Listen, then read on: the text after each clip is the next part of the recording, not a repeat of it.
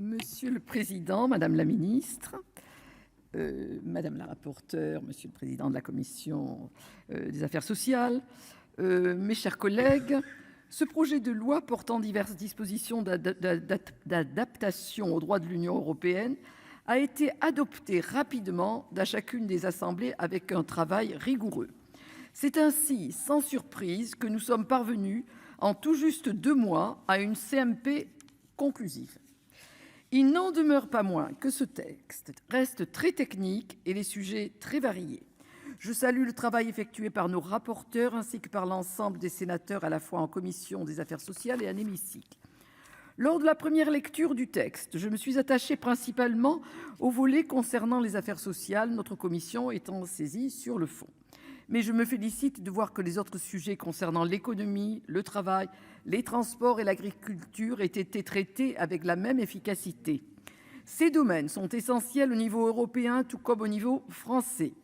Mettre notre droit en conformité, c'est aussi faire ruisseler les choix positifs que nous avons pris à 27 afin d'impacter de la meilleure des façons la vie des citoyens européens.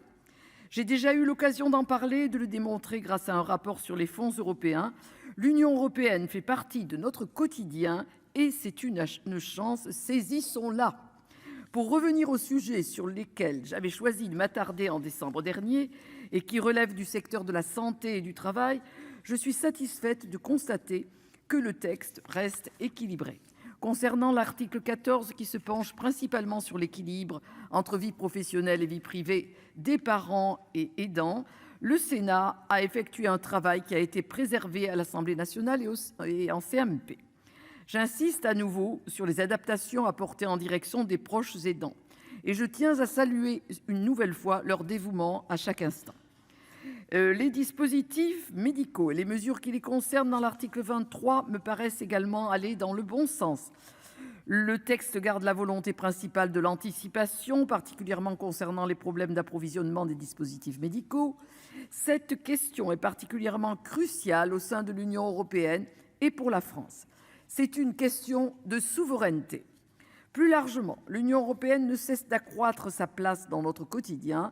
Les décisions qui sont prises depuis l'arrivée de la nouvelle Commission européenne nous impactent directement. Elles cherchent à mettre en musique la feuille de route que nous nous sommes donnée collectivement concernant nos transitions à la fois écologiques et numériques.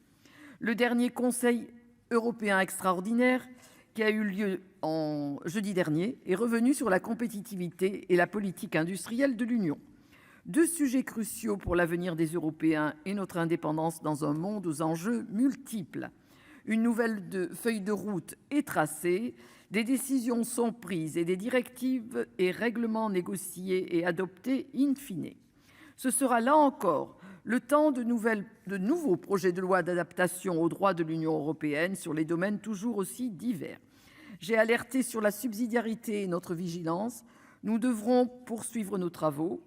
Nous, parlementaires nationaux, avons un rôle clé pour une application équilibrée de ce principe. J'ai aussi rappelé que pour notre groupe, la surtransposition n'était pas une option, ni même les erreurs de transposition. Je sais l'engagement de ce gouvernement sur ces 2 points clés. Le texte de ce projet de loi d'adaptation au droit de l'Union européenne issu de la CMP nous semble répondre aux objectifs fixés. Vous l'avez compris, le groupe Les Indépendants votera donc en faveur de ce texte. Je vous remercie. Merci, chers collègues. La parole est